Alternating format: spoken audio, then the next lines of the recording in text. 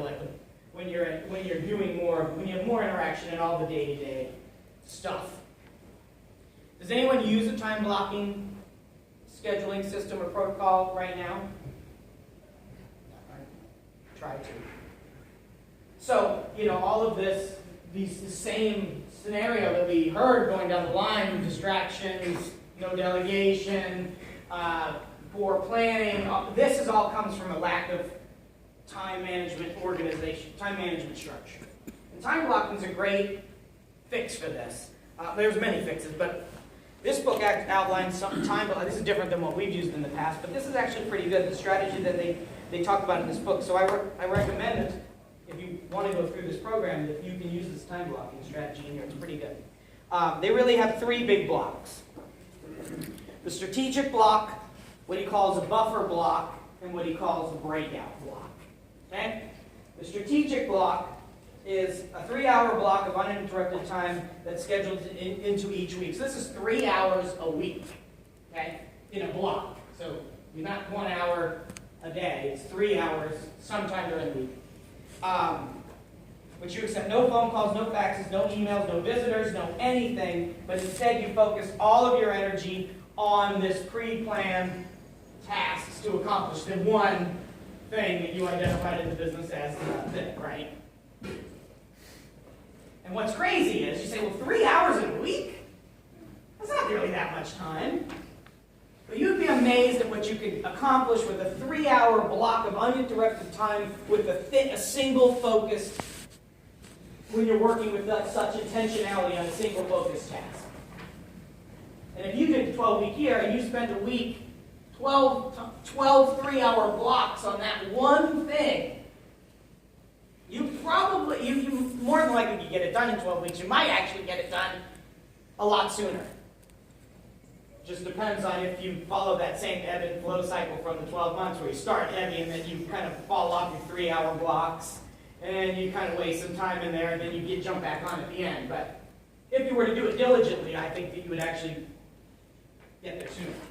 The buffer block, this is the blocks are designed to deal with all the unplanned, low-value activities, like your email and your voicemail and all the other people's problems that crop up. And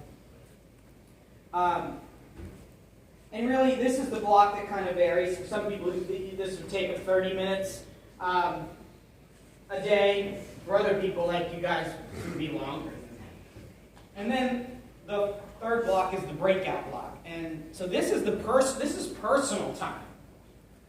A breakout block, I don't know why they call it that. I don't really like that term. I would really more like a personal block or something. And this is, as we were talking about earlier about you don't really get 40 hours out of your employees. Well, you don't really get 40 hours out of yourself either.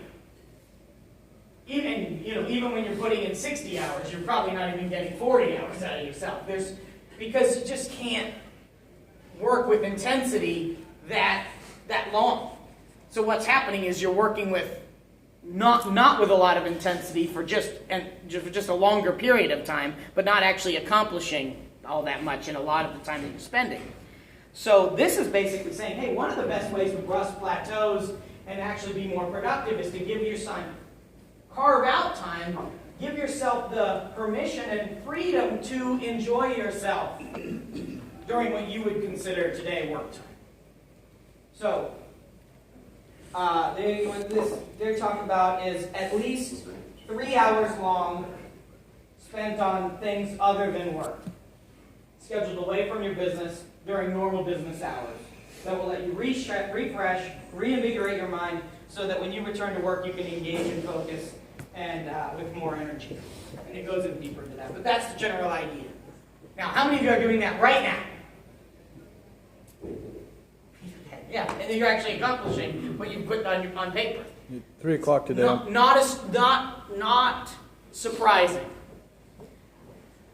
So, this is really, really important. I mean, we have somewhat of a disease that we feel like, hey, there's so much to do, I want to accomplish so much, so I couldn't possibly give myself this freedom in this time. It's just a waste of time. It's a waste of time.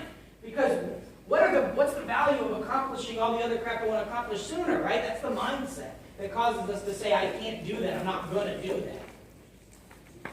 But we're lying to ourselves, and we're depriving ourselves, and we're actually hurting ourselves by making that choice. And it's just a conscious choice, because nobody's holding a gun to our head. We run the place. We make the choices. So we get to do it however we want to do it. And at the end of the day, if we make this choice, which is actually more enjoyable and better for ourselves, we'll actually get more accomplished, which is the reason we're choosing not to do it in the first place. Does that make sense? It's a conundrum. It repeats on itself. That I can't do it, so I don't do it, but then that causes us to not do it. Get it done. So it's counterproductive. So using this time block strategically and saying, hey, I'm going to adhere to this block, not only give you more time to get the things done, still give you the time to deal with all the distractions and little things that you have to do, but also give you time to accomplish your personal stuff and have ESP today rather than waiting for some unspecified, never-to-arrive time to happen. And that's going to re-energize you and allow you to be more productive in every other thing that you do.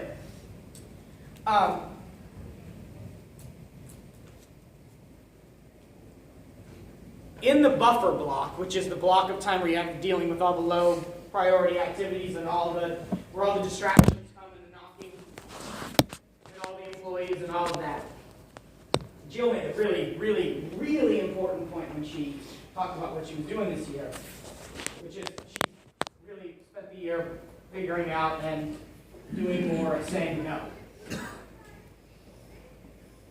This is one lesson that unfortunately we never get taught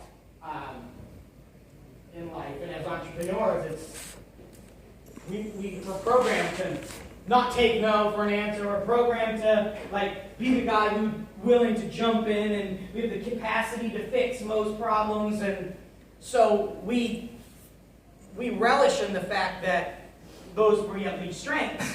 So we naturally take on anything that's laid out in front of us. Well, our strengths are actually become our greatest weaknesses, because as people realize how good we are at doing this and how willing we are to do it, they become enabled to do less and have us do more.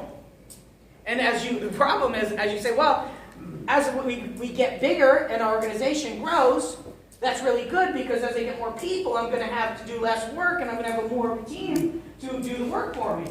Unless you enable them in this manner, and then what happens is the opposite. By having more people, you have more people now throwing crap at you for you to accomplish, for you to do on their behalf. And you say, well, shit, having more employees actually created more work for me rather than less work, which is the whole point of actually having more employees, right? So they can get more done and you have to do less, but actually causes you to have to do more unless you are in control of your superpowers, your strengths. And it all comes down to the simple act and process of saying no, which is so easy and so simple, but yet so hard. Because we're programmed, we're capable, we know in our mind, we say, shit, if I just did this faster, it's faster for me to do it than to explain it. And I'm going to end up doing it better than this person anyway, so, the old adage, if you want something done right, do it yourself, and it's a self-perpetuating problem, and it's bullshit. Because, you probably can do it better right now. It will take you longer to explain it than it can probably take you to do it right now. And it probably will be done better by you right now than, I think I might have said that already, but whatever. The problem is, later on, the goal is to make someone better at it than you. The goal is to make someone faster at it than you, so you don't have to do it. Because these are lower level tasks. I'm not telling you to delegate, the high level decisions of business. We're talking about the smaller stuff. yeah, it may take more time to explain it today, but tomorrow this person's going to be able to do it. They're going to be able to explain it to somebody else. They're going to innovate. If you empower them, they'll innovate it. They'll eventually do it better than you, and you won't. And then you'll no longer have to deal with that thing ever again. And as you run that cycle, what happens is you realize that you end up having to do less and less and less things every single day. And what you do then is you put those people that you taught at the beginning, those are your leaders. They find other things. They basically become your buffer blocker, and they start teaching. They start doing the same thing. They start taking on the responsibility, but then they start delegating the responsibility to the people below them, and the stuff doesn't even get up to your level anymore. And it really frees your mind and your capacity to focus on the things that really make a difference. And then instead of doing one thing in a 12-week year for your personal and one for business, you can do 4 or 5 things for the business and for your personal because you have so much more time. Because you don't need that much time in the buffer block like you need right now. The buffer block could be 30 minutes a day.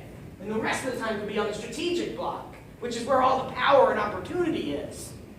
Because it's the strategies, it's the building the culture, it's finding new avenues, it's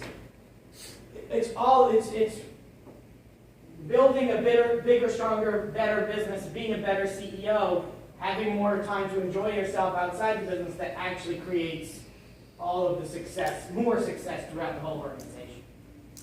And it all comes down to that, being able to say, no, I'm not going to do that. Who else can do this? You think you can do it? I can show you how to do it.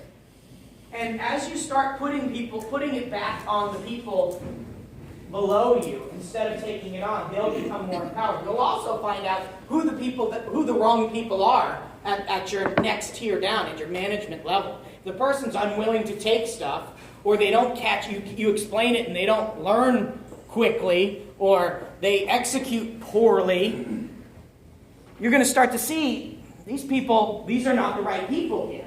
So we need to move these people down. You might find other people below them that are the right